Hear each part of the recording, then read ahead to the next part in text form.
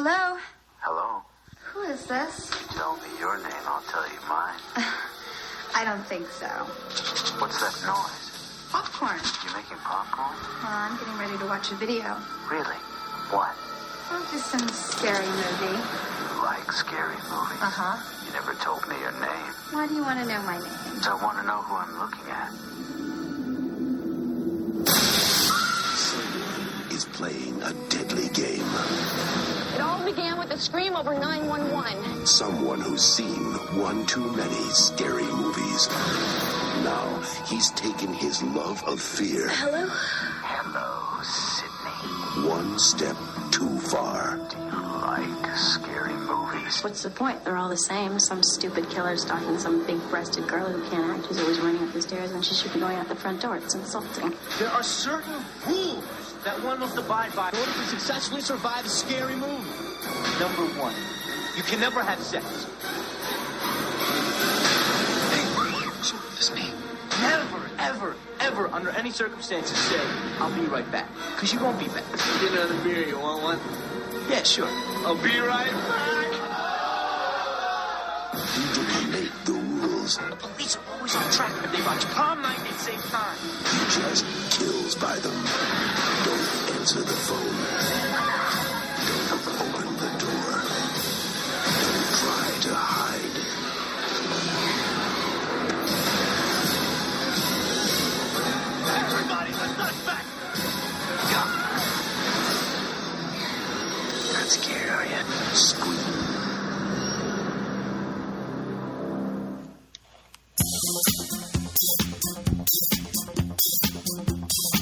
Hello. Spooky trailer. Spooky trailer. Welcome back to the show, Welcome back everybody. to the show. My name's Pete. And I'm Scott, and these are the movies that made us gay. Yay. Pete, Yes. we have a listener request this week. A listener. We have listeners? We have listeners. What? So Twitter user Team Fury88 messaged us Okay. to do Scream. Wow. And Scream was on our docket, so we just Yes, sort of bumped it it up. was. We'd always intended to do a Scream episode. Indeed. So we invited Movies That Made Us Gay All-Star Tim Murdock back to talk about Yay. Scream. Thanks for having me. I'm happy to be an all-star. Welcome back to the show. It's been long enough. It's been do you know, Tim, you were our first guest. It was like What? episode 4 or 5 or something. You were our first guest. Wow. Poltergeist 3? Poltergeist 3. And I think that this movie is it's just a little better than Poltergeist 3. Slightly. I agree. 100%. So we watched Scream, directed by legend Wes Craven, written by Kevin Williamson, came out December 18th, 1996. Wow. Such an interesting release date because you don't think of this as like Christmas programming for teenagers, but that was kind of the idea of it. So parents would go see like The I saw English it 5 Patient. times. You saw it 5 times in the Oh theater? my God. That's amazing. Parents would go see like The English Patient or Jerry Maguire, and teens would just go and watch Scream down the hall. What was it rated? R. Well, Or snuck in to go see Scream. Yeah. Tim, what was your memory of first seeing Scream on the big screen? I saw it with a sold-out audience, and I remember the beginning scene, the classic Drew Barrymore scream scene. I was nervous because I didn't want people to copycat that scene. I was genuinely scared that people would do that. So that opening scene, wonderful, scary. I loved it. Iconic. I love the score. Yes. The rest of the movie is great too, but that opening scene is, I think, what made people want to see it again and again and again and again. Oh, it's the key to the movie's success is the opening 10 minutes of this movie. I agree. And that wig. Yeah, iconic. So I remember this movie was a big deal when it came out in theaters, and I could not see this in the theater because I was a little too young. Yeah. But I remember my sister, Nicole, went to this with my stepfather, and just both of them just loving it and just coming home and just saying, oh my gosh, this movie was so good. And my stepdad, Don, I mean, kind of you wouldn't really peg him to be a fan of this movie, but I remember he said that he really liked it. And he just thought that it was just super clever. He did not see the direction the movie was going and was generally like kind of shocked by the ending of it. Yeah. So I just remember being so excited for it. And I had to wait until probably summer of 97 when this came out on video to rent it. Sure. Pete. I saw it in the theater, and I remember one of the friends that I was with on the way out mentioned something about the killer being Skeet. She said, I was surprised that it was Skeet. And we were like on the sidewalk in front of the movie theater, and somebody who was buying a ticket heard it. Like straight up Homer Simpson, And was Empire just- Strikes Back style. Yeah. And was just like, wow, thanks for ruining it. And I was just like, who the hell is Skeet? Like, I had seen the movie, but I was like, Skeet. Oh, okay. All right. He wasn't that famous at the time. Was this after the Witchy Poo movie, The Craft? I think that they came out. I think The Craft came out in summer of 96, and this came out in December. Right. And he wasn't like the breakout star of either of those movies. So I feel like her saying Skeet wasn't really that big of like a gag to the people in line, but the one guy was just like, wow, thanks for ruining it. I mean, I would be super pissed if that happened to me. Would you have known who Skeet was? Of course. Okay, so you were that big of a Kraft fan? Because I would have been that big of a Kraft fan. Oh, my goodness. And I want to say that Skeet was... I think that he just did a Paul Schrader movie. I think. Well, in that case. I did not say it. I would like everybody to know I did not ruin it for the person in line. But yeah, I was like, let's get out of here. But yeah, I saw it in the theater. I enjoyed the first scene of the movie, but all you heard on, and I was the kid who, watched a lot of like Entertainment Tonight. I always have to hum that theme song. And all the, entertainment news magazine programs of the day, they were just like comparing Drew Barrymore, to Janet Leigh in Psycho. Everything you got was like, this is exactly like Janet Leigh in Psycho, and this is her like Janet Leigh moment, and the first, scene of the movie is very reminiscent of Psycho.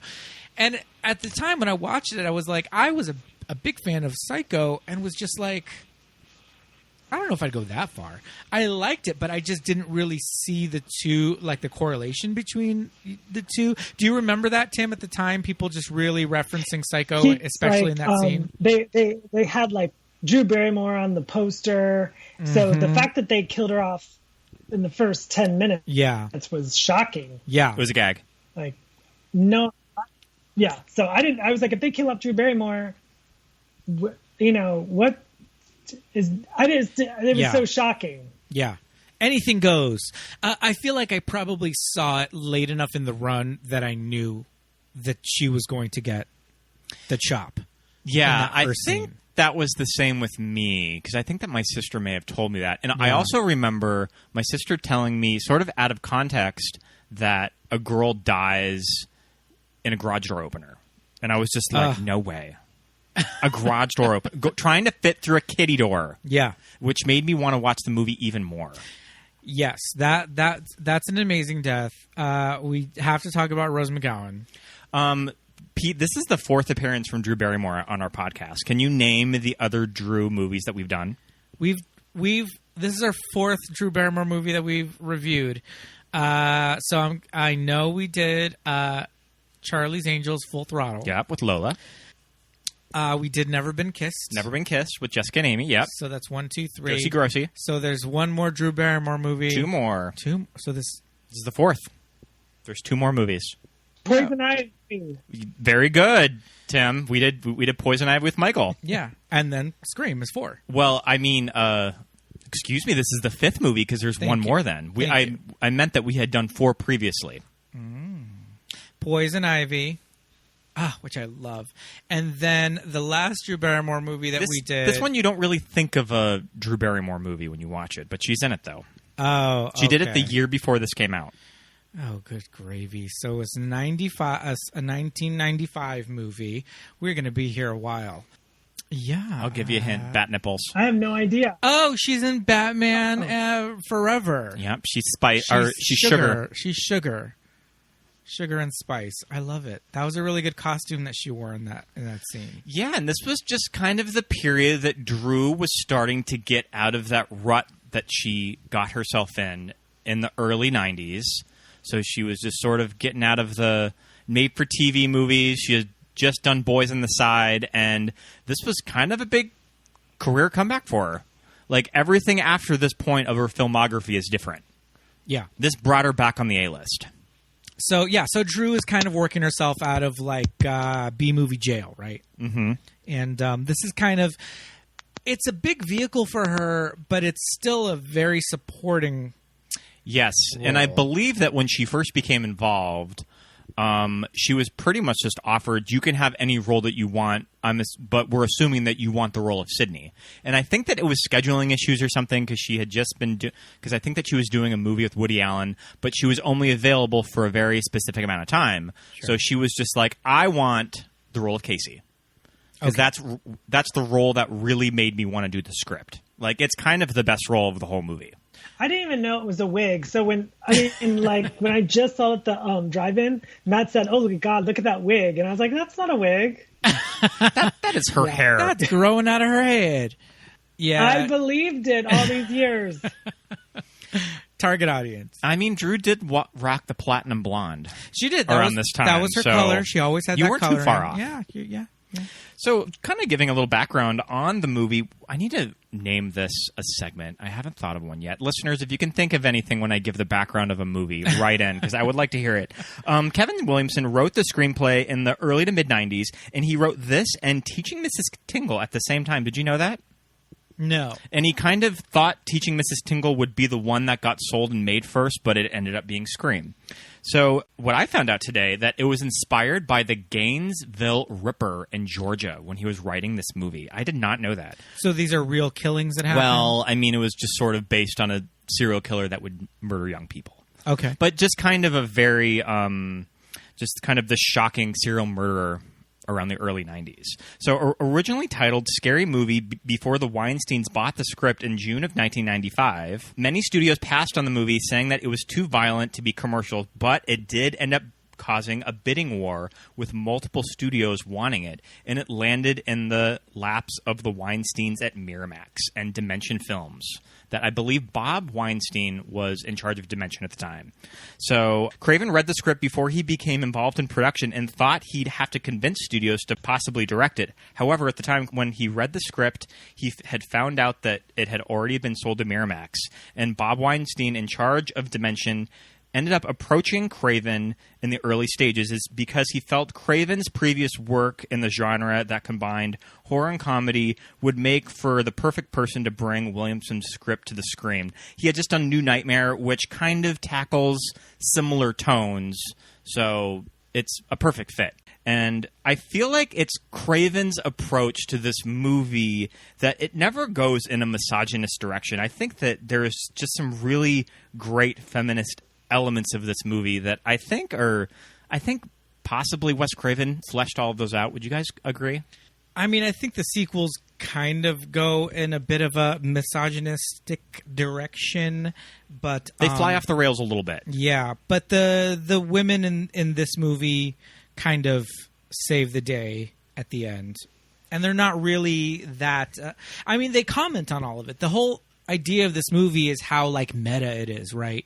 And how they're commenting on horror movie tropes and the damsel in distress and the final girl and all that. So it's very much a part of the story that they're telling, that these women are they follow the rules for sure. Yeah. I mean, they have like Gail Weathers is new. I mean, she's a new element, but the Rose McGowan part, she definitely, does all the tropes that they usually do. Yeah.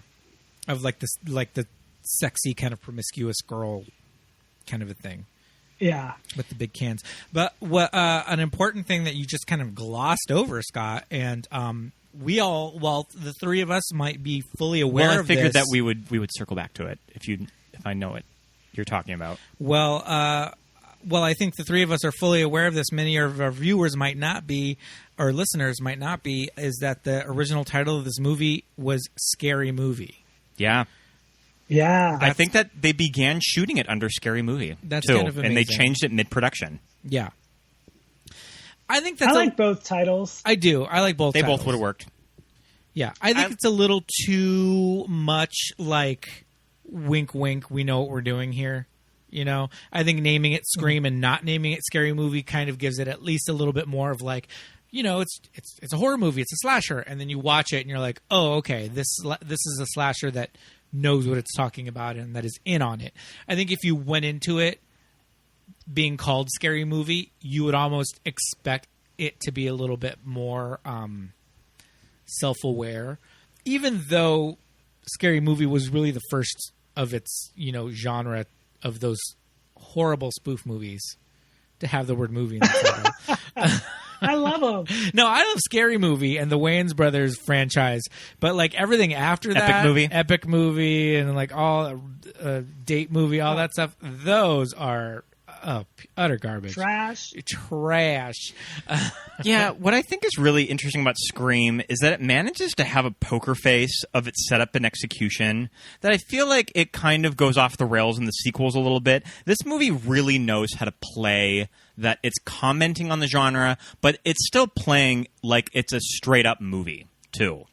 Like, it finds this fun balance with it. Like I said, it's super self-aware, but at the same time, it never breaks the fourth wall. And it never goes into that, spoof territory that a takeoff, Wayans Brothers or something like that would.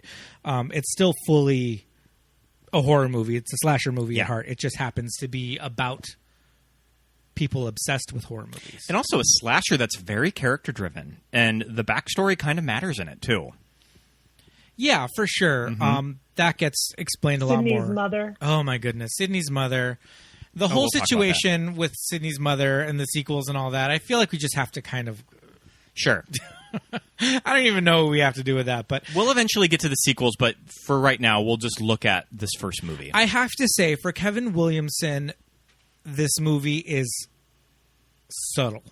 Yes. Because he lays it on so thick in like later stuff, and especially his TV work, where I feel like in this movie it's like the characters are a little bit more defined as far as like their voices sound unique to the characters, whereas, you know, when you're watching Dawson's Creek, everybody sounds like one author, you know, one like middle school girl wrote it. And every character is just saying these lines that are interchangeable. But in this movie, you know, what is Rose McGowan's character's name? Tatum. I feel like Tatum's lines are very specific to Tatum. Sydney, you know, these characters are they're there. And in a franchise that went on to 4 and now 5 movies, these characters are fully defined at the very beginning. Yeah. And that's really strong, you know, for this script. Mm-hmm. And like, okay, so I was out of high school for 7 months when the movie came out. Mm-hmm. Everyone I thought felt a million years older than me. Yes. Like, especially the guys, they all seemed like to be pushing 30, and I think they were. Yes. I feel like Matthew Lillard was for sure probably almost 30. Late 20s, like 27 or so. Jamie Kennedy as well. I feel like Jamie Kennedy, they're all significantly older than us, and me and you, Tim, are graduated the same year. So, yeah, I agree. I think Nev was probably about 22 when they got her. Yeah. I think Rose and Drew were probably the youngest in the cast. Were you familiar with Rose McGowan, Tim, when you saw this, or was she like a revelation to you? That was, I think, the first movie I saw her in. I think... Do you guys remember the movie Phantoms? Did that come after? Of course. That was after. I think Phantoms came out probably in 97, but probably shot back to back, too. Yeah, that's a whole different story, but that was, I guess, my introduction to Rose McGowan. Yeah. Sure. I remember her from the Doom generation and was obsessed with this actress who was just this like tiny little person who is just like a little spitfire. In the Doom generation, her character is like this goth industrial chick who's got like this short jet black bob, and she's got that white Rose McGowan, skin and like these red lips, and she just has this mouth on her. And I saw her in this, and she's got blonde hair. Yeah. And I was just like, wow, that's crazy that is the same actress. Like, that's range right there. I was really impressed with how she played this character, because I thought she was like the funniest character in the movie. I was obsessed with her and her gigantic boobs. She just has a cool factor to her too. I mean, she's cool because Rose McGowan is cool. I feel like Tatum dressed kind of weird. I don't know what was going on with Tatum's wardrobe. I like the plaid skirt. I thought that was cute. Yes, the plaid skirt is good. I'm more talking about like the silver like jersey T-shirt. Ooh. And like the midriff T-shirt, and the pigtails, and like the pigtails and those crazy pants. Like I was like, what is going on with that? Yeah, but Tatum's character is really funny. I love the dynamic of her and Dewey. Just the fact that they're siblings. I mean, I guess I buy Dewey still living at home, even though he's a cop. It's probably a thing. That sounds right. Yeah. I mean, he just went to the police academy right after high school. What does he tell Gail? He was 24 for a whole year. Yes, because she is her demographic is 18 to 24. So should we just kind of go into the opening scene? Yeah, a little bit. Yeah. So I grew up in a house in the country. So kind of this whole living situation and these houses, I lived right down the road. Like I grew up in a big house on a hill, just sort of out in the middle of nowhere, where if you dial 911, they're not going to be there for well over 20 minutes. So I just remember thinking that was kind of cool, that this house is just sort of something that was very familiar with me. Sure. But I suppose that like people living in the cities, this type of living situation might be just kind of a little weird. Well, meanwhile, I'm watching the movie going, whose house is like that? Who lives in the middle of this cornfield? This is unrealistic. Tim, that's Ohio. Is that how? Okay. Yeah, I grew up with many of my friends, living out in the boonies like that, and I would hate to be left home alone like that.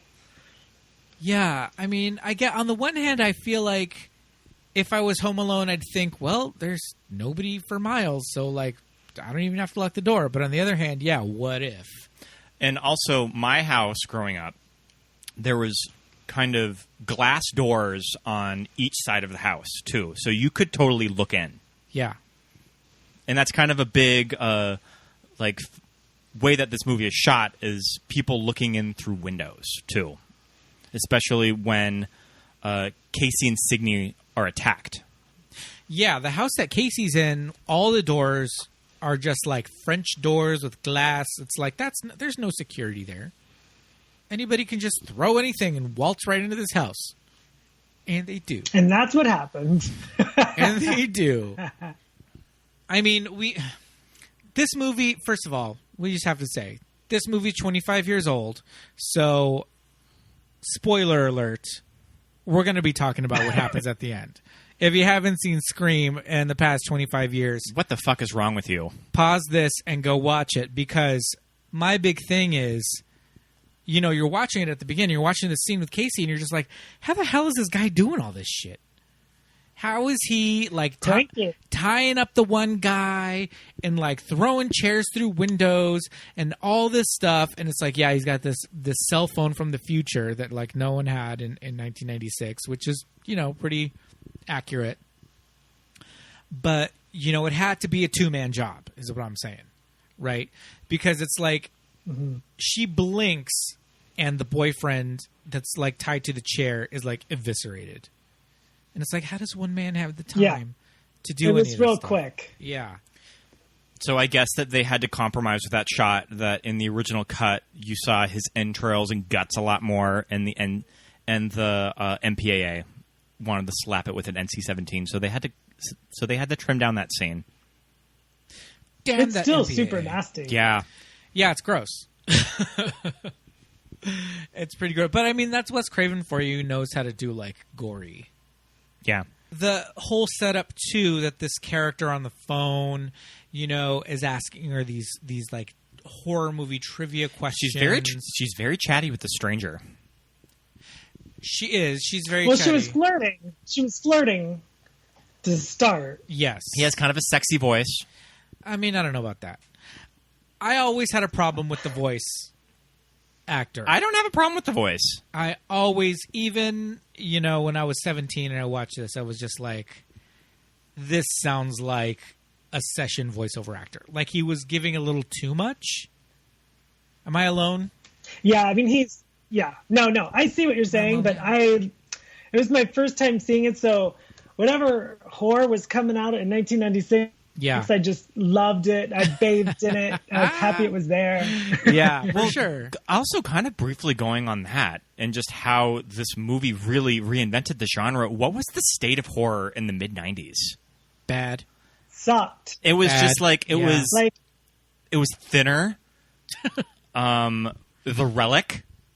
I think those two Jason came out Goes to like the same year. Yeah. Jason Goes to Hell. Oh my Lord. Yeah. And they were tried a little bit with like what was that one with Scott Bakula, Lords of Illusion? Oh, sure. Illusions, yeah. I just the 90s remember were not not good made times for us. not good times for horror movies. a lot of direct-to-video. What year was Wes Craven's New Nightmare? 94, I think. Yeah. And the idea of Wes Craven's New Nightmare on paper, and when you're telling me the idea, it sounds awesome. The execution, though, is like, it's so melodramatic. It's laid on pretty heavy. When you watch New Nightmare now, they're laying it on pretty thick. The acting is way over the top. It's just super melodramatic, and it feels dated. You know? I love it, but I mean, I love it just because it's horror movie related. Yeah. But I don't like movies with kids. Sure. Yeah. Old And the movie's all Miko. about that kid. Old like Who Miko needs Hughes kids? there is laying it on pretty thick. Yeah, he's not. He's adorable today. Yes, he is. Look him up on Instagram, you guys. Come on the show, Miko. Yeah, come on our Yeah. show. I get that, and especially in a horror movie. I mean, they're not the strongest of actors unless you have a really special case. But and horror movies need something. I think Scream kind of introduced horror movies looking a certain way. Like Definitely. after it's kind of like a watershed moment, or like a definite mark in horror movie history, in that from here on out they looked really slick. And I don't know if that's just how movie making went at the time in the direction they were going in, but from then on out, these dimension horror movies, Ben Affleck's Phantoms, all those movies with the poster with all the faces on the Dimension poster lineup. That's what horror movies became, and everything was a Scream clone. It became a hot cast, looking slick and glossy. It looked like a magazine. Yeah, for sure. I mean, I think that Dimension recycled this score in Halloween H2O, The Faculty, but yeah, even just how this movie sounded was just replicated too. Yeah. And I mean, horror movies probably made Kevin Williamson a rich man, right? I mean, how many did he do? Because he did this, and I Know What You Did Last Summer within a year. Yeah. So probably right when Scream crossed $50 million at the box office. Yeah. He just took I Know What You Did Last Summer from the bottom drawer of his final cabinet, and it got greenlit over at Columbia. Yeah. Mm-hmm. And yeah, he just cranked him out at this time. Did The Faculty. I think he did a rewrite on H2O. So yeah, this guy lived and breathed the teen horror genre of the late 90s. Yes. And I mean, it introduced a lot, like you said, the actors were all really hot, really sexy looking. The posters were very glossy, but it did introduce this late 90s, early 2000s horror movie run. Kind of gave us a lot of really hot boys to look at. I mean, Ryan Phillippe and Freddie Prinze Jr. and Skeet Ulrich, to an extent. I mean, he's good looking, but he's kind of greasy. I don't know. Jared Leto and Urban Legend. Jared Leto. Yeah, I love Urban Legend. Did you guys do Urban Legend? Not yet. I love Urban Legend. We talked a lot about it when we were on Keep It Weird with Ashley and Lauren. That movie, I have a love-hate relationship with that movie. It's so stupid. I love but it. It's fun. It's fun. But yeah, it's bloody. I love it. it is. You're right. It's super I gory. was reading that Rebecca Gayheart read for Tatum. Okay. And they just brought her back for Scream 2 as one of the sorority girls. Okay, I like that. Okay. If we're going to talk... Ellen's wife, Portia de Rock. Oh, Ellen's wife. I forgot. If we're going to talk about the cast, I mean, we have to talk about Neve Campbell. I have so many issues with Neve Campbell. They're good, they're bad, they're all over the place. So I love Neve Campbell. I was mentioning it on our last episode with Blake that Neve Campbell was, to me, that type of actress when you're in the closet and you're kind of a kid and a teenager, you just sort of say that you have a crush on an actress. You pick Neve Campbell. And I remember I sort of picked Neve Campbell. Yeah, that's a red flag right there. Mm-hmm. I mean, she goes... I said nothing.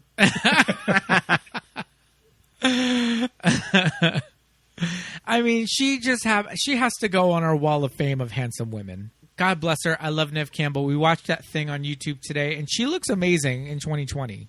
Yeah. She looked great in that, that movie with The Rock where... Skyscraper? She was so good in Skyscraper. She was really good in Skyscraper. She looks good now, and I feel like she looks better than she did then. And I just felt like in these movies, to me, she just gave me like a girl I sat behind in social studies. But I think that was the idea of the casting with Wes Craven, though. I guess. Is that he did want a girl next door brunette. And, it was probably the styling. Because they're, like, 1995, there was nothing going on. She is in the dowdiest mom jeans. Like, blank white Gap pocket tees with her hair in, like, a banana clip. Like, what are you going to do? Well, and also... Since we've all seen Scream so many times, and how she like holds her neck constantly, just doing this. I love that. Yeah, and sighing. She does this like every time she starts a sentence, she does this this gay gasp situation when she starts talking, and it's just it's a conscious acting choice. So that bugged me. I was obsessed with all those as a kid, though. All those little tics of hers. All the little tics, I loved them. No, I mean to me. I think mostly... I get it. Yeah. The biggest sin for me was the styling because just something about that 1995, the look was just like Gap assistant manager. She's on her way to her shift at the Gap. At least Tatum had something, At least Tatum had like pigtails and like, oh, this is like a football jersey and like, oh, you can see my nipples. Like, like poor Sydney was just... Courtney Cox looks so good. Oh my God. And again, okay. So this is, I feel like Courtney's look might have had a couple of, directives. Like she might have got there and said, I really want to do this, because you see tabloid news reporters, especially somebody that would be on something like a current affair. Definitely with the hair, and yeah, the hair is a little over the top. She didn't go as far as Angie in the... What's that movie that Angelina Jolie did where she's a news reporter? Life or Something Like It. Life or Something Like It, where she had that crazy bouffant that like no on-air news reporter would get away with this platinum blonde hair. But Angie was just like, that's how she's going to look. No. Courtney Cox brought her down to kind of a realistic, tabloid news reporter. I have to backtrack where I said Casey was the best role of the movie. Motherfucking Gail is the best character of the movie. I think that she has the best line. She's given the most to work with. I'm Gail Hill. And it's just Courtney just selling the shit out of the script. And she's so much fun to watch. I love it. I mean, not to jump too far ahead, but I love all her end scenes. I mean... Oh, no. Yeah, she's really good. Shine. Yeah. Yes, Gail Weathers is amazing in this movie. The alternate casting universe for Gail Weathers is interesting. Do you know who read for this role? Tell us. Brooke Shields. No, tell me. Brooke Shields was very close to getting it, which I could totally see working. Yeah, I love it. She could have easily fit into this role and would have been great. And also Janine Garofalo. What is it with Janine Garofalo and Courtney Cox? I love her too. Yeah, Courtney Cox and Janine Garofalo, I don't see them as they're contemporaries, but I don't see them as going out for the same roles. But because famously, the pilot for Friends was written with Janine Garofalo in mind. Yeah. So weird. But yeah, I think fun fact: Lisa Whelchel was offered a part on Friends too. Oh my God, was it Rachel? Do you think she read for Rachel? I don't know, but she thought that it was too risque. racy. Yeah, too racy. She's very Christian. Yeah. I feel like Lisa Whelchel at the time, I'm seeing more Monica for her, but I do know that they did have Janine in mind. But that's interesting. Blair Warner, she could have had a second win monster hit in that career. Yeah, wow, love it. And she would never have done Scream. No, she would never have done Scream. What if there is an alternate dimension right now where Lisa Whelchel took Friends and Blair and Tootie had opposing shows on at the same time? Because everybody knows Living Single is like the superior black version of Friends. I've heard that. Is it on Netflix now? It's on Hulu. Living Single on Netflix? It's on Hulu. Go watch it. Oh, okay. It's a great show. You have been watching a lot of Living Single lately. I've been watching Living Single on my lunches on Hulu, and it's amazing. I feel like I'll just hear you laughing and then just poke my head into the living room, and you're laughing at something Queen Latifah said. Yes. It's really good. She's not a lesbian.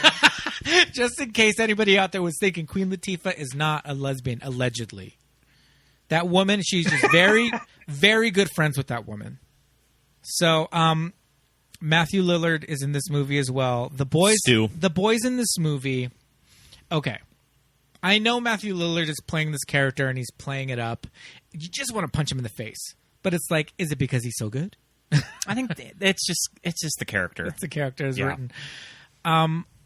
I do, like you mentioned, the guys in this movie looked about 30 when we were kids watching it. High school boys definitely didn't look like Skeet Ulrich when I went to school. No.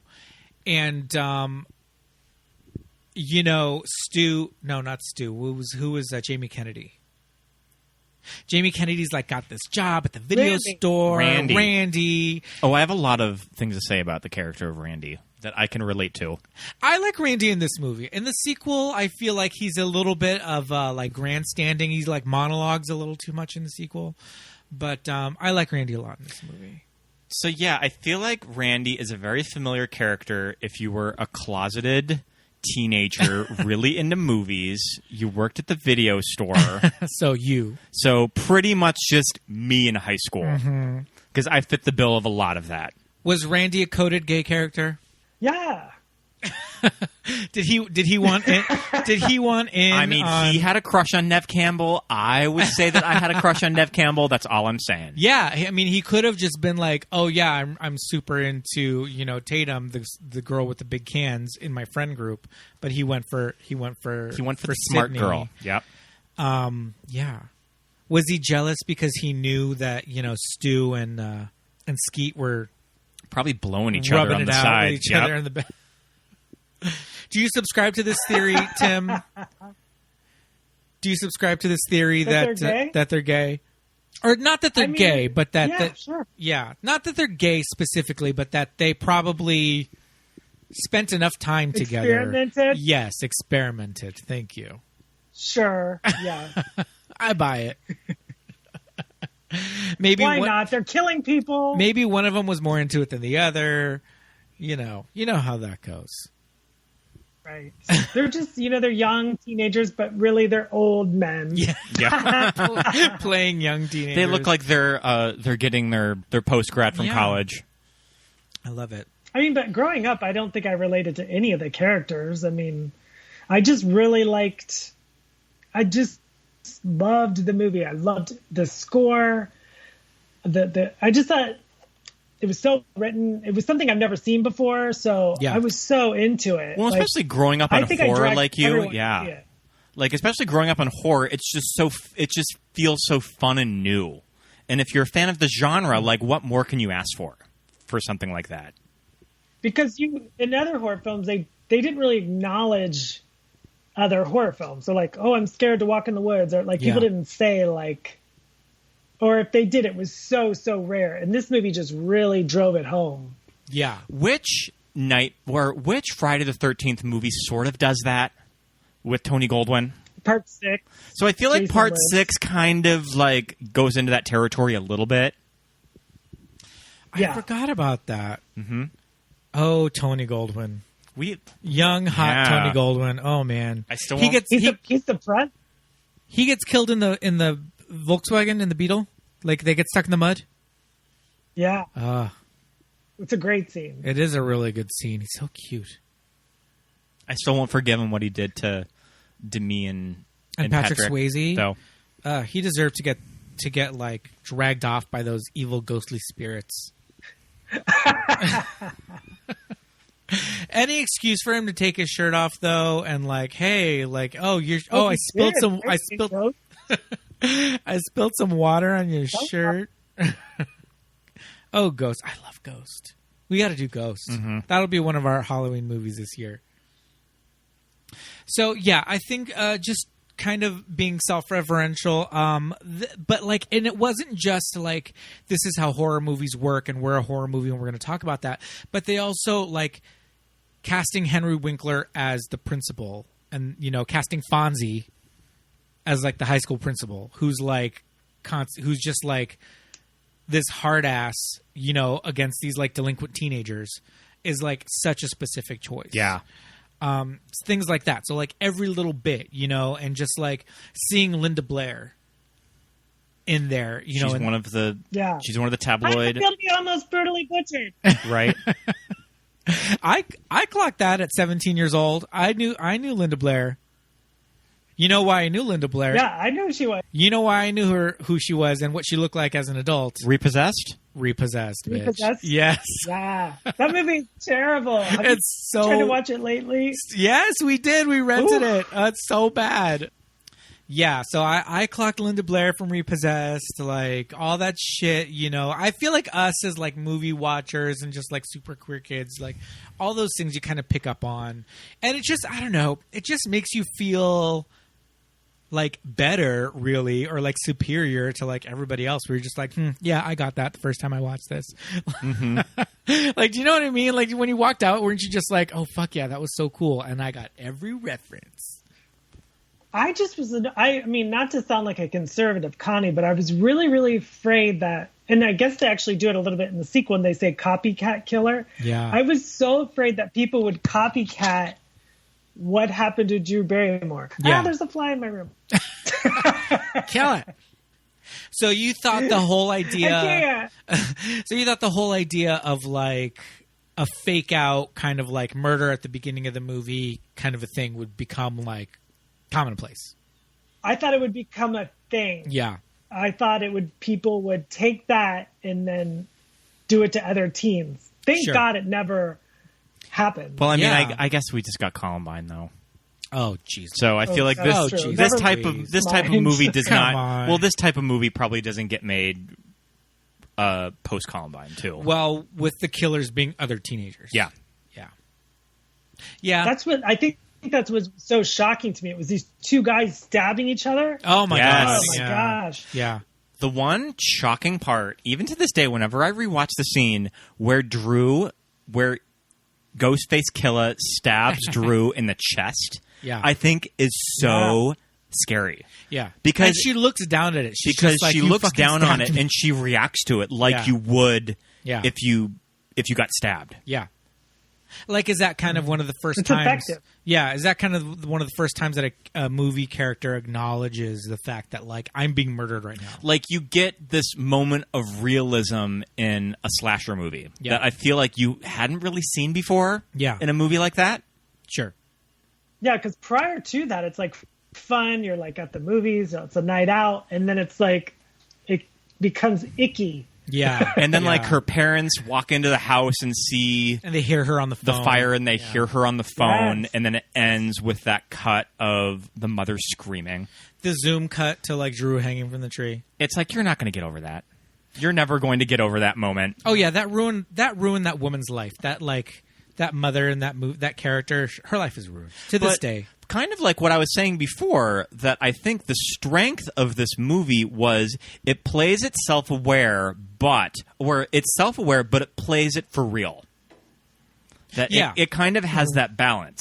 Like they're like in jokes, not really jokes, but like in jokes in the movie, but it's still it's not a spoof, it's not a satire. It's I mean, for all intents and purposes it's satire. It's a satirical movie, but it is a straight horror movie.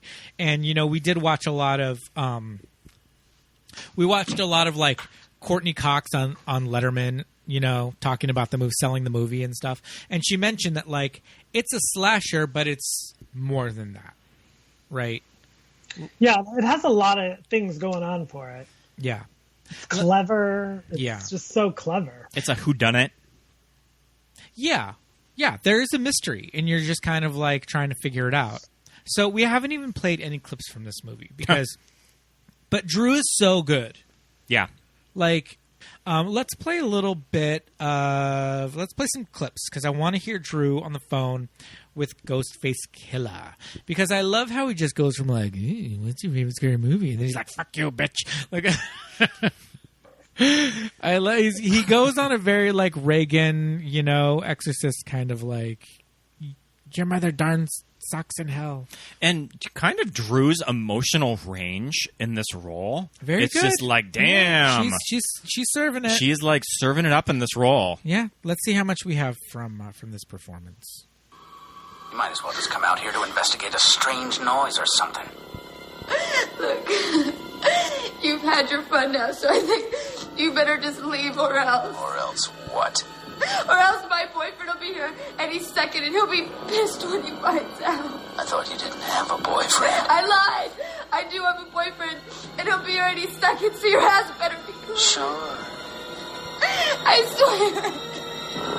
He's big and he plays football and he'll kick the shit out of you. I'm getting scared. I'm shaking in my boots. So you better just leave. His name wouldn't be Steve, would it? How do you know his name? Turn on the patio lights. Again.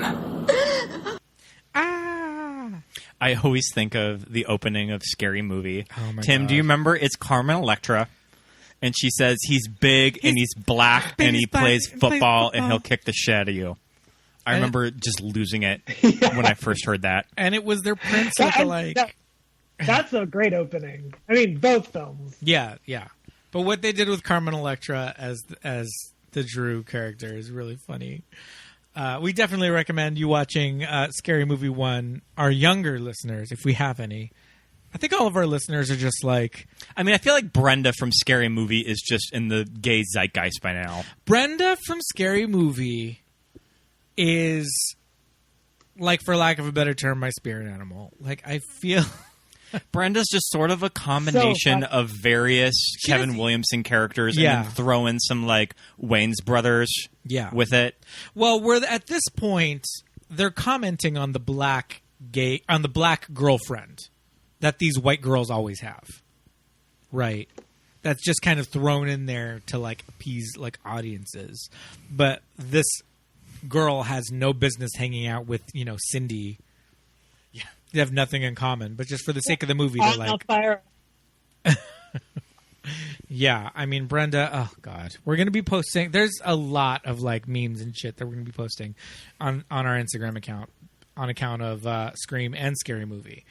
Yeah, so that was a little bit of Drew and the voice, as he's credited, as this voiceover actor is credited in the movies. I guess that when Wes was directing Drew in these scenes, Drew had showed him a newspaper story of this person torturing and killing dogs, and she was really upset about it. So he would sort of tell her about that story to get her, like, sort of over the edge in these scenes. Wow, yeah.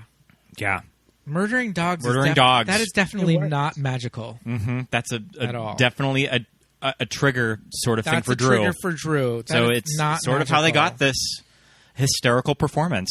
So what are this? So I have a question about I guess the logic of the movie, which is kind of silly because it's a movie suspension of disbelief. But if Billy and Stu would have had their ways and killed Sydney at her house, like, how would they reveal all of this plan? Would they just be like, stab Sydney and just be like, well, I guess we're done. So you're talking about the scene early in the movie, the very first scene where they attack her.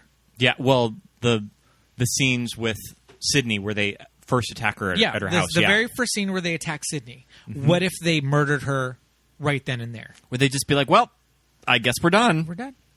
Put these knives away. Oh. So it's really Sydney's fault for staying alive. Yeah, that everybody else got murdered. I mean, frankly. Yeah. I mean, I guess that, like, maybe they just would have knocked her out and tied her up when she came to reveal this whole plan and then kill her? I don't know. How long was her father tied up in the closet? That is a wonderful question. The entire length of the movie? He left in He left in like the first 20 minutes. I mean, it works for just a red herring. Yeah. Because you kind of... Well, there's multiple red herrings in this movie, including Billy the boyfriend. Yeah. That they kind of do a fake out with, but the dad is one of them. The dad's a big fake out. This whole, like, cloned cell phone business. I mean... I don't even know in 2020, let's say that I want to do some like back alley like nonsense. And I'm like, I need to get somebody's cell phone cloned so it looks like I'm making calls from their cell phone. How the fuck do you even do that in 2020, much less 1996? I mean, just go with it, I guess. I don't know. Sure. Yeah. That is some black market deep web nonsense. Cloning a cell phone? I didn't even get a cell phone until 2004. Yeah. That was, I think I got my first cell phone my senior year. Late. 2004 was my late. senior year of high school in 2003. Yeah. And I feel like I never used it because you didn't have a lot of minutes and that motherfucker would die after 20 minutes. What are you doing with a cellular telephone, son? Yeah. Everyone's got them. But I feel like in 1996, with audiences going to movies, I don't really think outside of something like Clueless... Would you have really seen a movie revolve around cell phones? No, it was definitely a novelty. No. Mm-hmm. Yeah. And in Clueless, it's almost like a sight gag that they're on cell phones and talking to each other in the hallways, too. Yeah. Things that were in Scream that no longer exist are video stores, flip phones. Neve Campbell called through her... through 911. She called 911 on that computer. They were there really fast, too.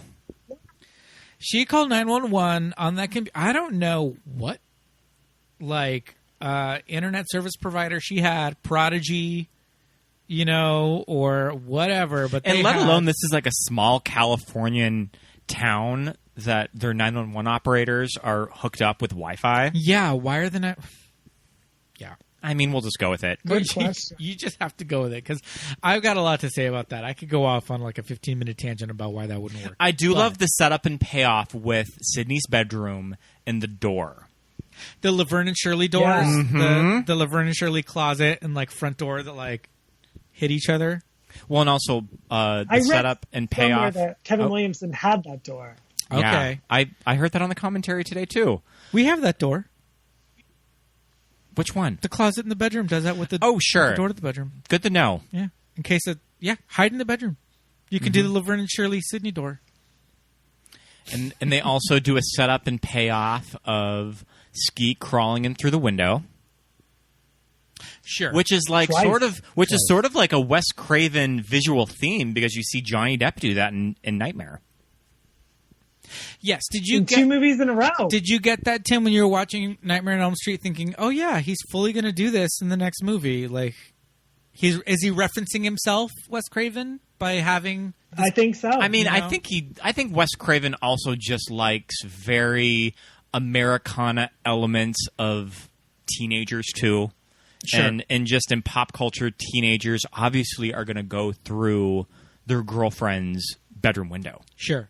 Nobody has a screen on their window. Yeah. Yes. There's no screens. Hey, she lives in the country. What does she need screen It for? was the 90s. Mm-hmm. It was the 90s. Who have we not talked about yet? Do we? Are we buying David Arquette as 24, 25? Sure. I feel like I feel like David Arquette was probably around like 25, 26 when he made the movie too. Okay. So I guess I buy it. All right. I'm glad he lived at the end of the movie. Yes. So how do we feel about Gail being such an asshole to her camera guys and like calling them fat? And like, first of all, that one guy wasn't even that fat. But then like she like redeems herself. How do we feel about this arc of this character? Because is she like past redemption because she's such an asshole? Obviously she's not, because like we love and like stand this character. No, because she redeemed herself because she saved Sydney's life. Yes. Sure. So anything that she did prior is just all is forgiven. Yeah. Slate is wiped clean.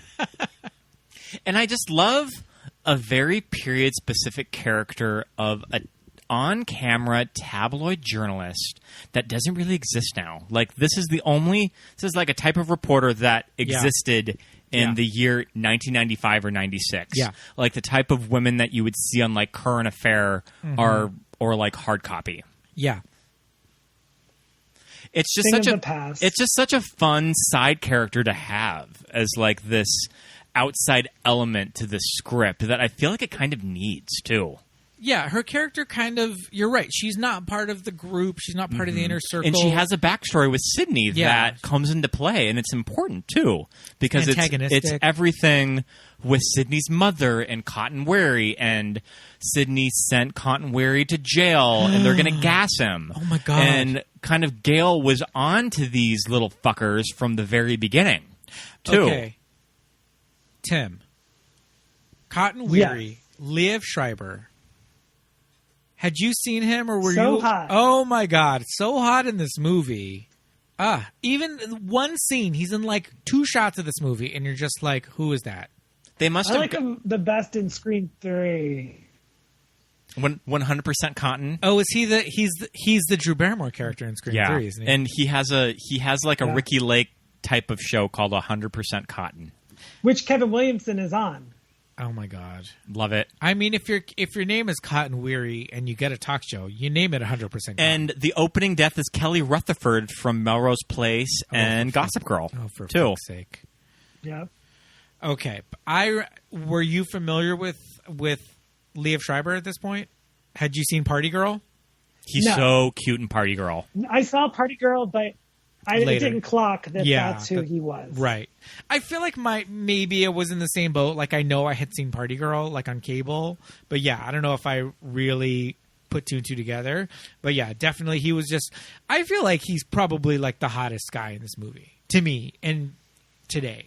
Wow. Like maybe in 2020 it would have been like ooh, or in 96 it would have been like ooh, Skeet Ulrich. And it's just the cutaway of him getting put in the cop car too. Yeah. I mean, he's Liev Schreiber. He's hot. They must have cast him knowing that they were going to bring him, like almost being like, okay, you're just going to be a cutaway, but we're going to have you back in less than a year for the sequel. Yeah, for sure. Is he in the 4th one? I don't think so. No, doesn't he get killed in the 3rd one? Yeah, he gets killed in the 3rd one. Yeah, he dies. Oh, that's right. Yep. That's right. That's right. Yeah, there's so much about this movie that I keep wanting to go to like Scary Movie or Part 2 or like other things, just because this movie begat so much. Yeah. You know what I mean? Like it just started so much. Like this is just kind of a starting point for horror. From here on out, like everything changed. Do you agree? Absolutely. Yeah. I was so excited when I saw the Urban Legend preview. Yeah. I Still Know What You Did Last Summer. Even the 1998 Psycho would not have come out unless it was for Scream. Yeah. Definitely. Absolutely right. And we're weird, like, defenders of the Gus Van Sant Psycho, too. Like, we stand by it. We stand by Anne Hesh as Marion Crane. Maybe not so much Vince Vaughn as Norman Bates, but we still really like that Psycho, though. Yeah, I don't think that would exist unless Scream existed. Yeah, you're absolutely right. That's right. I never even. Did you guys know that this was the highest grossing slasher up until the release of Halloween 2018? I found that out today. Wow, that's crazy. And I know that Scream, I know that Scream 2 made a lot of money too. Like I think that Scream 2 at the time was one of the highest grossing opening weekends for an R-rated movie, like on the books. So they're all R-rated, all 4 of them. Mm-hmm. Okay. Yeah, that's interesting. But they really toned down Part 3 because of Columbine. I know that. Yeah. Okay. Yeah. And they were probably filming And they were probably filming it like in the kind of the mid-90s when that happened. So that makes sense. Yeah. You could totally tell that the third one is toned down. Yes. Blood-wise. Yeah. The violence and all that, for sure. It's crazy because so many of the scenes from this one are played out like shot for shot almost in Scary Movie. Yeah. Like it's such a good template. Like you almost misremember lines or something from Scary Movie that are lifted from this movie. Yeah. Because the other ones didn't really follow the formula of Scream 2, Scream 3. They all kind of started to pull from every other horror movie because they just became so much more prolific and bigger in scope and bigger in budget and familiarity and all of that. So they were able to throw in stuff. But Scary Movie is really just Scream, right? Well, it's Scream and I Know What You Did Last Summer, too. Oh, well, yeah. That's another one, I Know What You Did Last Summer, that's just like... it really shows how tight of a script Scream is. So we did a rewatch of I Know What You Did Last Summer around the 4th of July, because I Know What You Did Last Summer is just sort of this untraditional 4th of July movie. And when I revisit it, it's a movie that I'm still super entertained by. I think it's well acted by Jennifer Love Hewitt and Sarah Michelle Gellar. I think they're really good in it, but there's something to be said of how tight of a script Kevin Williamson's Scream is, that I think it just works so much better. Because when you're watching I Know What You Did Last Summer and then you try to dissect like the killer and you're just trying to connect the dots and you're just kind of left like, I don't fucking know. I guess I'll just go with it. But I feel like Scream does a really good job in setting up its backstory and then going from there. And that it very develops of you're going from point A to point B to point C to point D, and then you're at the finale and then you get it all revealed. And it feels very satisfying when you see it all come together. Yeah. Yes, and Courtney Cox does that final report, like she does, so good. And a scene from the Scary Movie. And very well. And when Courtney like cocks that gun when they go to look for the gun, and she says, "Right here, assholes." And then she says They're so happy. And then she says the tabloid journalist that you left for dead in the news van stumbles on you two dipshits. And then she's like, finds the gun and saves the day. But and does she save the day? But then proceeds to fire the gun with the safety on. With the safety on. Which is such a bummer. Yeah, but, ultimately at the end of the day, Gail and Sydney. Well, she does shoot Billy. She does, yeah. Oh, my God, when Sydney comes out of the closet with that umbrella and stabs him in the shoulder, oh, my God. When you mentioned earlier Billy and Stu stabbing each other in the kitchen, that scene is so crazy. Yeah. And, like... It's a great scene, but it's tough to watch. It is. A lesser journalist would comment on the two of these teenage boys penetrating each other several times over in pursuit of their gay. These couple of homos. But yeah, it doesn't really gloss over the fact that they are stabbing each other. Yeah. Too, that it is turning into a violent ending. Yes. And what I think is kind of cool about how Scream rewatches is that it's just kind of a movie that studies toxic masculinity, that these two crybabies just get their ass handed to them by Sydney. So am I missing something? And Gail. Yes. Yeah. Am I missing something, or is Stu just kind of following along? Like, what does he really have to get out of this? He said peer pressure. I think he's... Yeah. Peer pressure? Okay, I guess. So I was reading in the original script today. I think he's just an asshole. Yeah. So I was reading in the original script today that Kevin's idea was they didn't have a motive. And then when kind of they were... And then when the Weinsteins bought it, they sort of had to make him come up with this motherly abandonment thing with Billy. Sure. And that's when that sort of plot came up. Or like that kind of ending reveal came up. which like begat every sequel in this franchise. And we have yet to mention that Billy's mother is played by Aunt Jackie from Roseanne. Yeah. Part 2. We stand some Aunt Jackie. We love her scenes of that movie. Who doesn't love Scream 2? Laurie Metcalf, American Treasure. Her scenes are pretty insane in that movie. That like play. What play is Sydney in college? It's like a Cassandra Greek tragedy. Yes. I love it. She like gets back there. That's a good trivia question. I don't know that. Right? Yeah, that is. I think it's just Cassandra. I don't know. Sure. We can't talk too much about Scream 2. I know. Because I have a feeling we're probably just going to do a complete Scream 2 episode. Yeah, we probably will. There's a lot to unpack in Scream 2. Yeah, I feel like this movie, like I said, there's cute boys in it. Like there's fierce bitches. Oh, I know of a clip because we've mentioned Rose. Yeah, play the Rose clip. Oh, okay. It's a pretty iconic moment with her. What movie is this from? I spit on your garage. What is the outfit? If Sydney sees it, she'll flip. Oh, you want to play psycho killer? Can I be the helpless victim? Okay, let's see. No, please don't kill me, Mr. Ghostface. I want to be in the sequel. Cut, Casper. That's a wrap. What are you doing?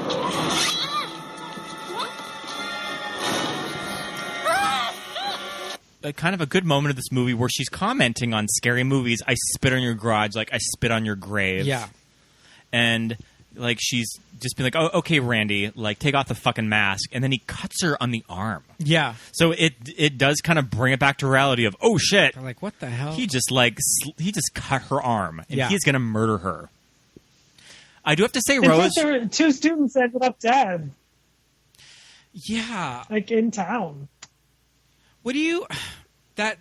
Were you, like, freaked out by this whole garage door situation? Well, it was one of the first big spoilers that I had of this movie. Sure. So then I was thinking of, like, oh my gosh, like, if I was running away from somebody trying to murder me, and could I fit through a cat door? I also feel like Rose probably could have fit through that cat door. I also like that she puts up a pretty good fight. She gets a few, like, good, like, licks in with them. She, like, hits him with a beer bottle. Yeah, she started off fearless. She should have just kept going. That is a fully stocked fridge. Yeah. I thought for sure you were going to play the clip where she says about Richard Gere. There's only so many times you can hear that Richard Gere gerbil story until you have to start believing it. I do feel like when you rewatch this movie and they're talking to Sydney that her mother has just been murdered a year ago. Yeah, 1 year. 12 months. Yeah. Like 11 and a half months ago, her mother was still alive. And they're just like, get over Sydney, it. get over it. Meanwhile, Billy's like, can I have a blowjob or something? They're like, move on, crybaby. And I also love that Sydney has just been attacked at home, at school. Naturally, she's going to come with them to a house party. It's not like, Sydney, we have to get you to like a safe house. Yeah. They're heartless. But I get it. It's just setting it up as like a teenager movie. Because obviously you're going to have your climax at a house party. Sure. You've mentioned before about the screenwriting and the house party and elements that they use to get everybody out of the party. And I guess that it was a note from Bob Weinstein where there was a section of the script, I think it was like 20 pages where nobody died. And he's like, you have to put in a death here. I think it should be the principal. Okay. So they kill Henry Winkler. And then there's a telephone call when they're watching Halloween that the principal has been hung from the goalie post. So and everyone leaves the house. So it sort of works. And they're drinking and driving. Yeah, they're drinking and driving. Maybe they're just like running to the school. No, you see them almost run over Gail and Dewey. Oh, okay. But yeah, that gets everyone out of the house, so you can just have your principals there for the climax. Yeah. You know what's crazy about this movie and just how you discover movies upon movies? Yeah. I don't think I had seen Halloween before I watched this movie when I was probably 12 or so. Yeah. So this movie made me discover John Carpenter's Halloween. It was the first time I ever heard Prom Night referenced. So then I went back and watched Prom Night. So you Terror just Train. I still haven't seen Terror Train. I still haven't seen Terror Train either. And that they're You on guys should watch they're in like it. clown masks, right? They're great. You'll love it. Okay. But yeah, it just made me discover all of this horror as a kid, which is pretty cool too. I remember Halloween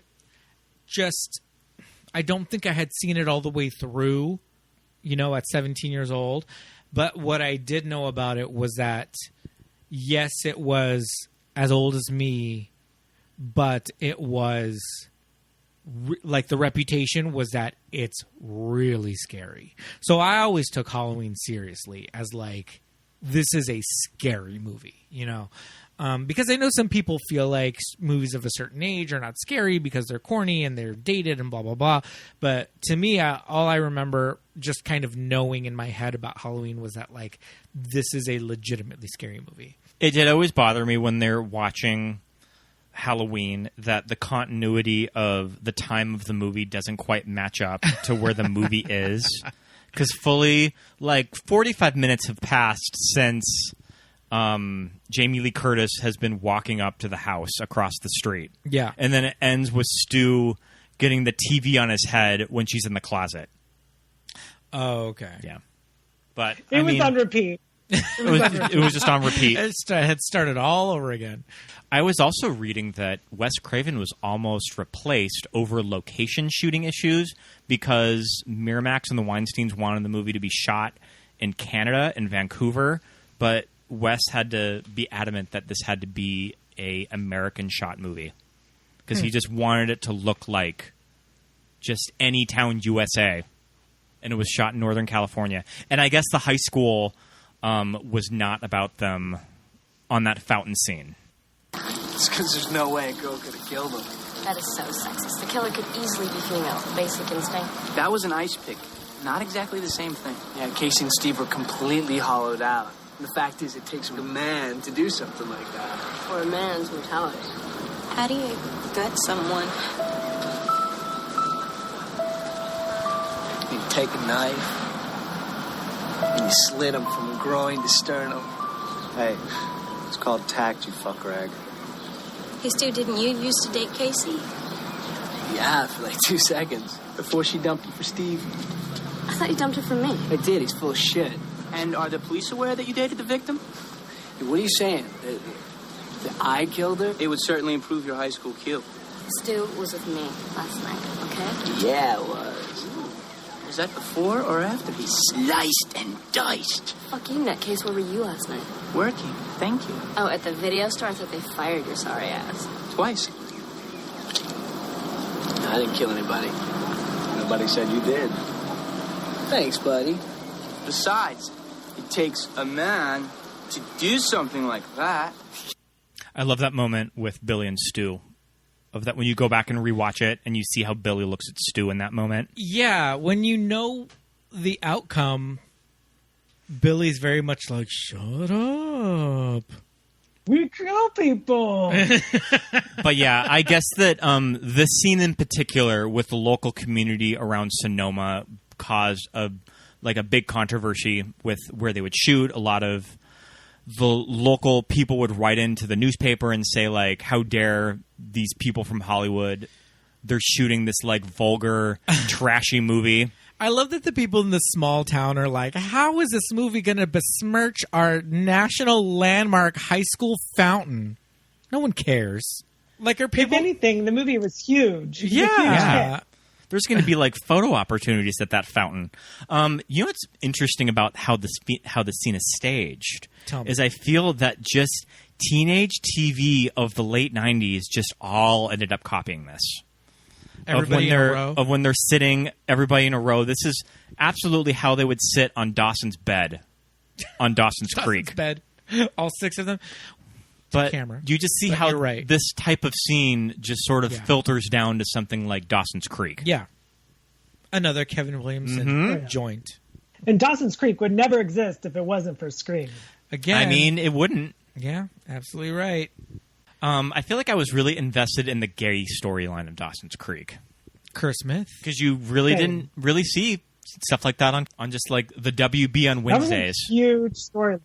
It was a huge storyline. But back to Scream.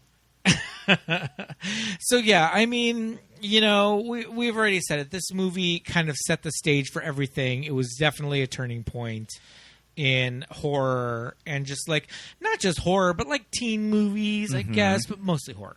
And I feel like every gay man in their 30s just sort of has this knowledge about Scream. Yeah, why is that? It's just like, why is that? Why do just gay men fucking love this movie? I think it was before the internet. I think it was before streaming, cell phones. Like, it was the one thing that we could... I have something in my eye. We have some that we could like cling to, and it was like pulp culture. It was Scream was pulp culture. Very empowering women in this movie. Sydney Gale, that you just look up to. Yeah, you love, you idolize. Was it a thing that you were kind of like more of a Sydney or like a Gale or even a Tatum kind of a character, or a Drew? Like a one and done scene gal. Yeah. So okay. So Scott, which were you? Oh, I have to go with Nev. You're more of a Sydney. I have to say I'm more of a Sydney. I can see that. Tim, who do you identify with more? Which of the gals? Gail. I guess Gail. Because I can be nice and I can also slap you. What's your favorite power bitch outfit that Courtney wears in this movie? She has the I like her final outfit. The red number. The one she... Yeah. Did you know that in Romy and Michelle, when Romy goes into when Michelle goes into one of her job interviews, she's wearing that suit? That jacket? That jacket. Is she? Mm-hmm. Oh my God. I want to say that... yeah. I totally know it. Yeah, there's a scene of Lisa Kudrow wearing that jacket. Did you know that, Pete? No, I didn't know that. That's very interesting. I really like... Is it in this movie where she wears that, like, chartreuse, that, like, neon green affair? Mm-hmm. It's her opening scene when Sydney's channel surfing, and every channel has that to me, the story on it. That to me, aside from the final look, the burgundy jacket, I really love the chartreuse power suit. Mm-hmm. That like limey, neon-y green color. I love. Yeah. I feel like I am definitely a Tatum for sure. Sure. Because I've got the biggest boobs. And you love to talk shit too. Of the three of us. You fully would be the character in a slasher movie that if you were to just happenstance just stumble onto the killer, you'd be like, just talk shit to him. All right, you fucker. Like, oh no. Oh no, Mr. Ghostface, don't kill me. I want to be in the sequel. You would be the who is it in Scary Movie and American Pie? Shannon Elizabeth. You would be the Shannon Elizabeth when he cuts off your head. You would still be bitching at him. Still be talking shit? Yeah, probably. Yeah, that's funny. Yeah, for sure. I'm definitely more of a Tatum. And me and Rose McGowan, I mean, she's got a mouth on her, for sure. Gets her in a lot of trouble. I can relate to that. Yeah, and none of us are just like, well, I'm the stew. No, fuck that. Yeah, the gals are way more fun for ladies. Yeah. Although I was the fucking film weirdo that worked at the local video store, so I have a little bit of Randy in me. Yes, in high school, you were definitely a Randy. But I got to stand by my girl Nev, though. What? We all were Randys. Yeah. Yeah, that's true to an extent.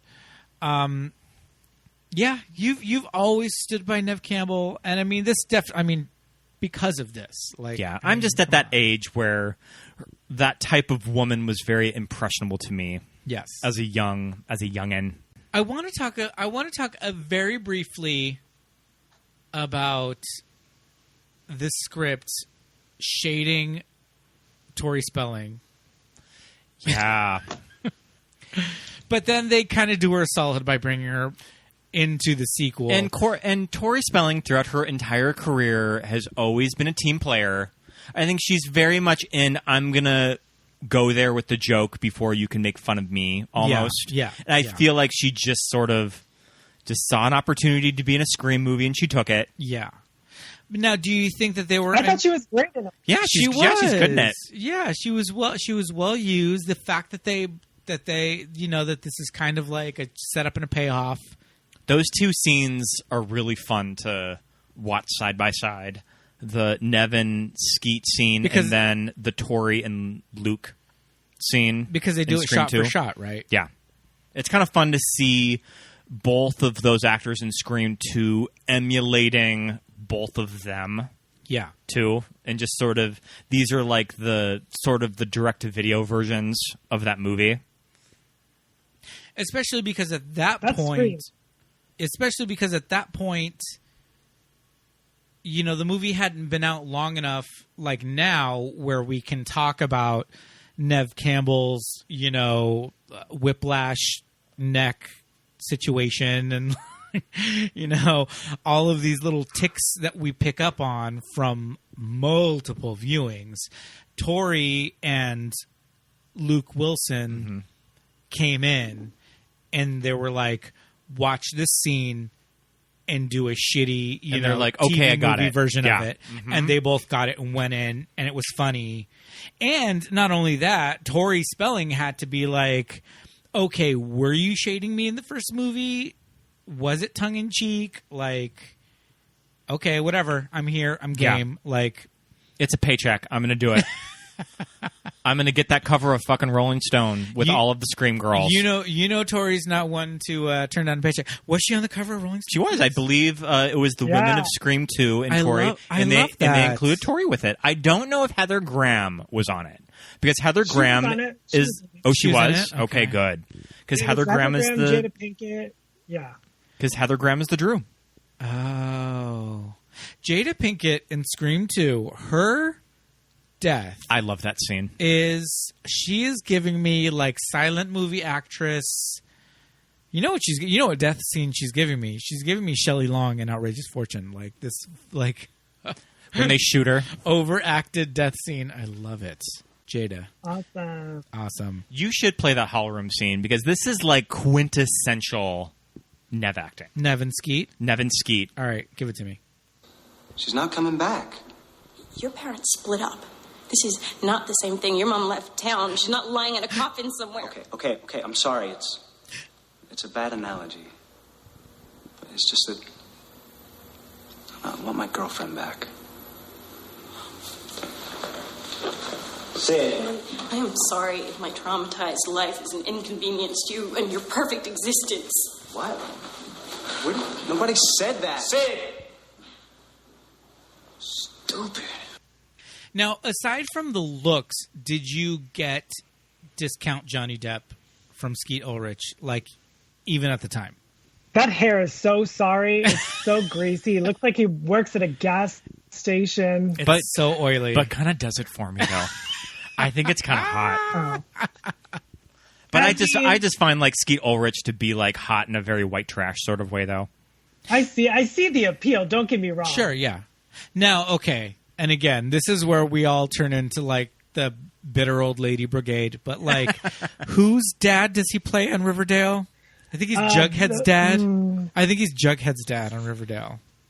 Because Archie's dad is... I don't watch Riverdale. I know, neither do we. Because Archie's dad is Luke Perry. Luke Perry and Molly Ringwald. Mädchen Amick is also on it. Yes, from Twin Peaks. Beautiful Mädchen Amick. Was she in any of these movies? Did she do any like teeny kind of horror movies in the night? No, she didn't do any of those. I think she was a little too cool for that. Oh, she did Sleepwalkers. Sure.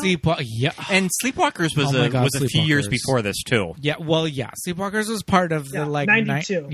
Early 90s like shithouse. And I feel like if Scream would have come out and then they would have made Sleepwalkers, it would have been a very different movie. Oh, for sure. I remember being a kid and loving As Good As It Gets with Helen Hunt.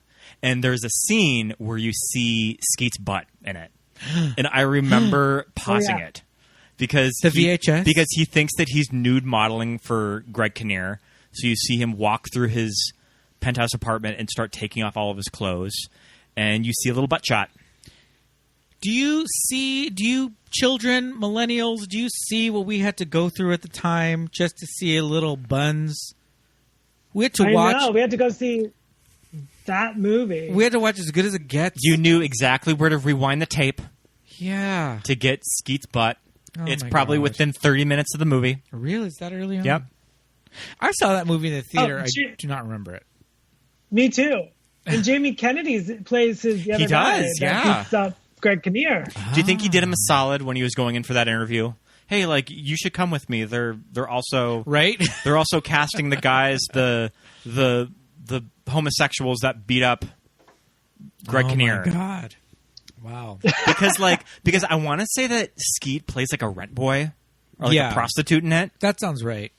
That does sound right. I mean, if you see his buns, and there was a whole like situation with the nude photography. Yeah. Remember that movie, As Good as It Gets? Same time as Scream. I remember seeing him at this kind of the same time. Yeah. Oh man, that was a time. I mean, there's something to be said for like, male nudity on VHS. We just knew exactly where. I knew exactly when in the movie Go, you had to make it to pause it on William Fichtner's butt. Oh my God, isn't that sad? But I get it. Yeah. And I said it in our Go episode, and I'll say it again. William Fichtner, he was just like an old man who had like a dad ass, but like it's all we had. And we took it gratefully. I mean, that's not really a dad ass. Yeah. I mentioned that in the episode. He has a very firm butt in that tight movie. Body. He was probably he had a good body. Yeah, he's probably as old as I am now, for all I know, maybe younger. I feel like this movie it has something for everybody, and I think this is one of those movies that just like. Yes, like we as gay people, like we love it and we latch onto it, and it has Drew and it has, Courtney Cox and Nev and Rose and these characters that we love and we latch onto and we quote, and their costumes and their looks and everything. But like, it's one of those movies that has like major crossover appeal. Like everybody loves this movie. Like, right? Like, doesn't everybody love Like I mentioned about my parents, my stepdad, who I wouldn't have pegged him to like a slasher movie, went to this with my sister and just said he just loved it. Yeah. He just thought it was so clever. Yeah. I took my entire family. That's amazing. I mean, this is the type of movie that you just gather around with your family over Christmas. And you just watch Scream. Oh my gosh! Yeah, I feel like it's interesting that there's just so many of the movies that we do on this podcast are very specifically like female-driven movies or gay-coded movies or whatever, and maybe some straight guys will be like, "Yeah, I'm into that," but this is one that like every single person across the board is just like, "Oh fuck yeah, Scream!" Yeah, like that movie's amazing. When we went to the drive-in last week to see this, it was the most crowded I had seen that drive-in. It was so full of people. It was really fun to see a socially distant crowd and then look in a few rows down and just saw this couple, this guy and his girlfriend. She was dressed as Nancy, and he was the Ghostface killer, and they were just doing a little photo op in front of the screen. That's great. I love it. So cool. And it was one of those things like, oh, I want to go get a picture with them, but then I had to remind myself, no, this is a socially distant gathering. You should not do that. I know. Murdering teenagers is bringing people together. Yeah. There's just something about terror and these horror movies that just kind of, I don't know what it is. Why do these horror movies just kind of bring everybody together, especially gay men too? Yeah, because it's modern day quips. They all do the whole thing. The little quips. It's very written, very well. Yeah, for sure. But yeah, there's just something about horror that brings an entire audience together in ways that other movies don't. Because so many of the comedies that we do are very much like, well, that's a girl movie or that's a gay movie or whatever. That like my straight friends may be like, oh, I don't know what that movie is, But the horror movies, everybody knows. So yeah, there's something about that. that there's just a little something for everybody, that no matter, your like sexual orientation or whatever, you can kind of pick and choose what you like about it from this genre. I agree. Yeah. We can choose to believe our fan theory that Billy and Stu were fucking on the side too.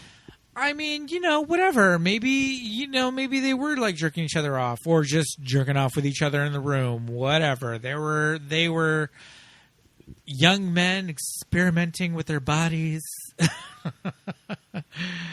I agree 100%. Doesn't mean they were gay. They were just they're just exploring, just learning what they like, and we're all on board with it. That's right. There's a whole section of Pornhub that's dedicated to it. You know what I did not realize until we just watched something today, a little behind the scenes thing, was that I always just assumed that The Mask was made for this movie. It was prior existing. I never knew that. They paid for it. I mean, not much. That's crazy. I had never...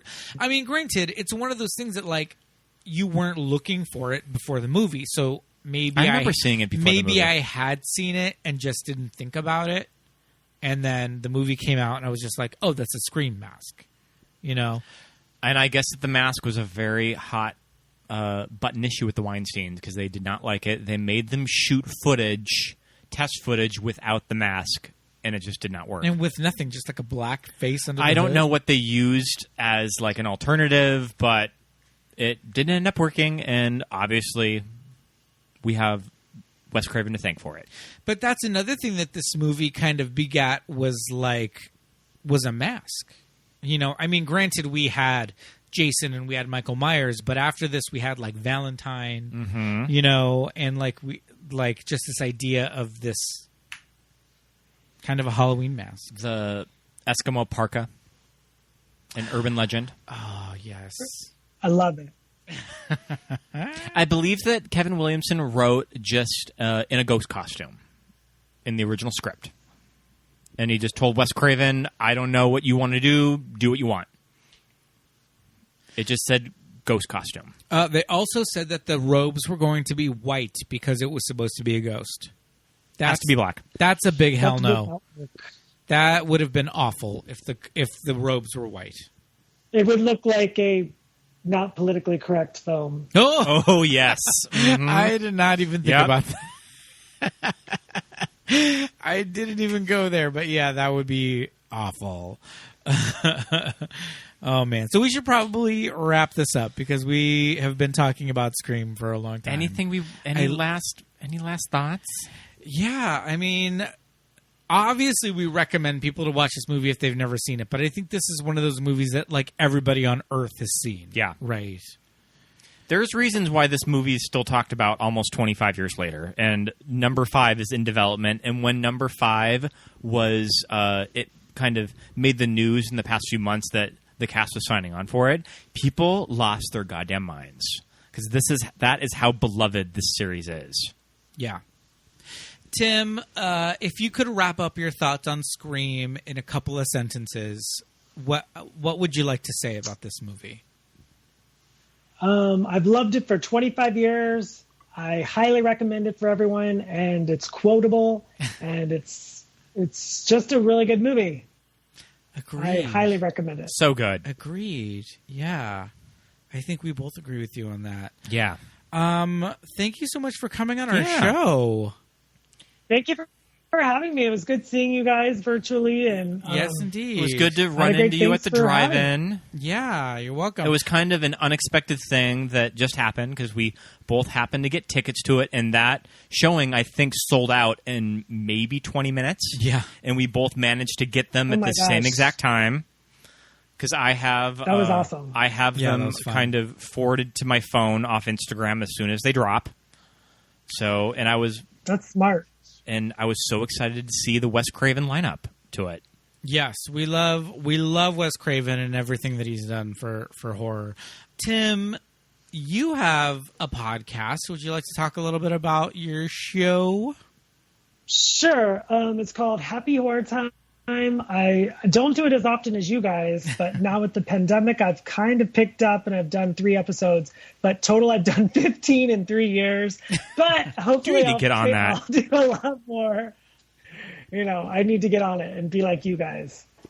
Yeah, but happy horror time. Awesome. Do you have any social media accounts that we can follow your show on, or are you on iTunes? Where can we find your show?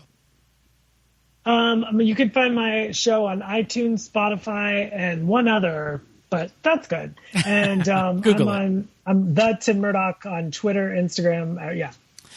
Awesome. Thank you so much. Well, this was, like I said, this was a really good time. Thank you for coming on the show. We would love to have you on another episode. Thank you, guys. Disappearing from the top model frame. We'll see you soon, Tim. Thank you so much. This was great.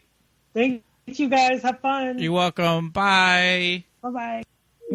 And thank you so much for listening to another episode of Movies That Made Us Gay. We'll get to the sequels eventually. Yes. You'll indeed. definitely hear from 2. I have a feeling we'll probably just talk about elements of 3 as we're doing Scream 2. But you never know. Just like we talked about every single Scream movie in this episode.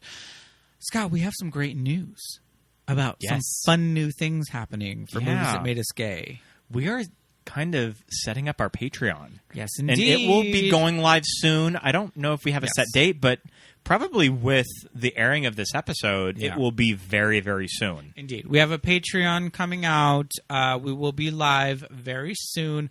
We've got a lot of fun things for our prospective patrons.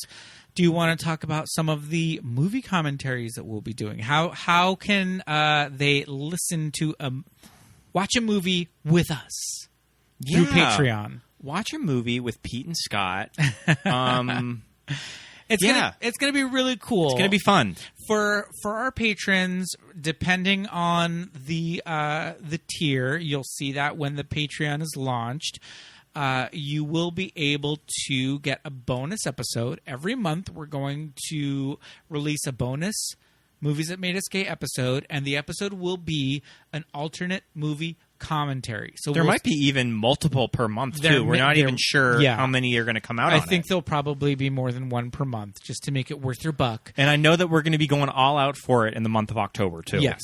So what we're going to do is, if you're part of this tier, you will have access to a special movie or 2 or 3 where there'll be a commentary track, and all you have to do is you can stream the movie wherever you can stream the movie. If you own it, if you're going to watch it on Netflix, Hulu, whatever, press play on the movie, press play on the podcast, and we will provide a commentary track, and you will be watching the movie with Pete and Scott. So we will offer all of our commentary, our sparkling conversation, and our funny anecdotes about the movie as you're watching it in real time. So that'll be part of one of our Patreon tiers. We're also going to offer a newsletter, a preview of the lineup that we're doing for the month. For the entire month. This means that I really have to start planning my shit and doing a lineup early, which is fine. Yes, indeed. We're gonna have all this out for you, for all of our patrons. Everybody who would like to get in on this and get access to the special, extra movie commentaries, get our newsletter where we've got some, funny articles written by me and Scott, our list of movies for the upcoming month, as well as tons of extra Patreon content that's images, videos, cool stuff that you can only see exclusive on Patreon. That's coming your way very, very soon, and we're very excited about it. So anybody that would love to be part of that, just sit tight, and you'll see all about it on Instagram and Facebook and Twitter shortly. So stay tuned for all of that fun information coming your way. So that's going to be really fun. But we would also love it if you would subscribe, rate, and review our podcast right now. Yes, and if you have not reviewed the podcast, go do it right now. Go give us a 5-star review. Please. It helps us out a lot. If you are on Apple Podcasts, hit those 5 stars, man. Just mash that star. That's all we need you to do. And also, write us a review. It's easy and free. All you got to do is write I love the show. 4 words. It helps us so much. We would love for you to do that. We love all of our listeners. We're growing every week, and we want to keep growing. So everybody out there, rate, review, subscribe, do everything you can, and continue to like all of our posts, all of that. We love you so much, listeners. Thank you so much for listening to our show. We'll be back next week with another fresh episode. Mm-hmm. Are you ready for next week's episode? I'm ready. Bring it on. So ready for next week's episode. It's a episode. scream, baby. It's going to be a scream, baby. Well, thanks so much for listening, everybody. We'll see you next week. Bye. Bye.